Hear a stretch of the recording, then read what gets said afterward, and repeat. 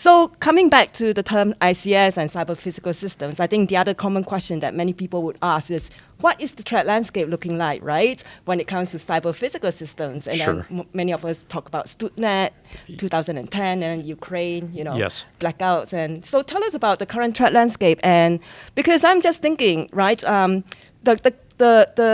research reports that I read for this year, so they talk about, for example, Pipe Dream, right? But it was sort of caught in some sense before in development. Yep. Yeah, right. So it seems like even though the threat actors are getting more sophisticated, our cyber defenses are getting a lot more sophisticated as well. Of course. Yep. So your thoughts? Yes, it's not all bad news. There's the bad news component is we're starting to see movement from untargeted malware that just made its way into critical infrastructure because of poor segmentation many, many years ago. We've now kind of improved that capability with additional segmentation and perimeter defense and detection. Then you've started to see adversaries with a defined interest in industrial control systems. Right. So that could have been many years ago from a data collection so that they could go build similar plants without the necessary research and investment, just kind of intellectual property theft.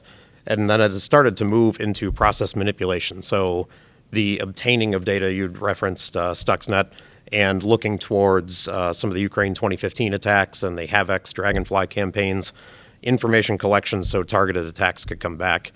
The three that have moved into a misuse world where we look to Ukraine 2016, and we see the intentional disruption of the protection system so they could cause equipment failure on the circuit breakers and substation gear. Then in the Trisis attacks going after safety instrumented systems, which that would only be for the purpose of causing human loss of life or equipment damage. And now with Pipe Dream, again, moving into this modular malware framework right. where it's a force multiplier for an adversary group. Everybody doesn't need to know the environment. They can kind of piece together different modules to achieve a goal. Right. So you saw... It's like Lego, building a Lego. Yes, correct. Right. So some of the different modules that they allow for initial access with Dust Tunnel, that module, that really helps them with a command control channel, similar to Ukraine 2015 with Black Energy 3. And then as you move into, once in that environment and they want to pivot into the next level, looking towards Mousehole as the ability to move through a data historian, and then the ability to load whatever content they need with lazy cargo so they can load unsigned drivers, and then it allows them to attack multiple different types of control system platforms running Omron or Schneider with two different modules, Evil Scholar and Bad Omen. So if you look at that whole set, that can be used in multiple sectors where those devices are found, or some of those modules can be used based on what the adversary is trying to achieve. That same capability set, if that was available to the adversary during Colonial Pipeline, for example, that would have allowed for easy movement between the different levels and direct manipulation. So as we kind of look backwards on a number of attacks that happened that were declared as criminal or ransomware, using modular malware like this, it could have easily moved into more misuse of systems or damage. Right, yeah, I was going to ask you about ransomware and wiperware because I think the incidents that we've heard so far really kind of stop before it go into the other operational technology engineering environment, right?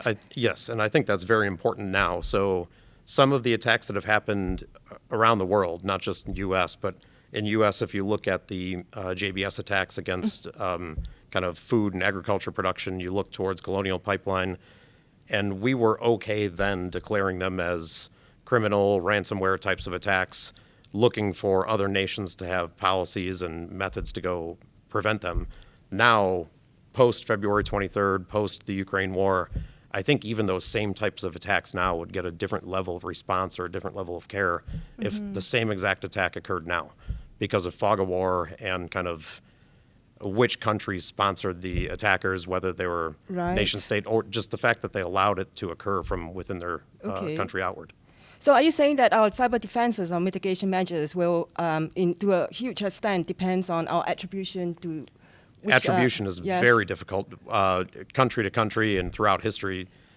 You know, kind of after 9/11 attacks, we declared war on terrorism, which isn't necessarily against any particular country, or it's a way of thinking.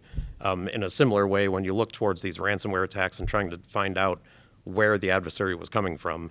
And if they are hopping through multiple countries that don't work well together and won't share data and won't share logs, it becomes a very difficult thing to do with complete accuracy.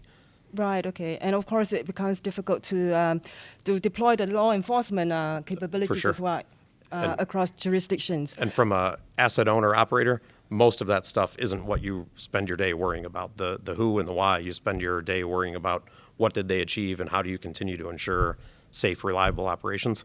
There's different parts of this where intelligence and governments, and they're focused on the who's and the whys. The asset owners and operators are focusing Right. on how do we continue to operate through an attack.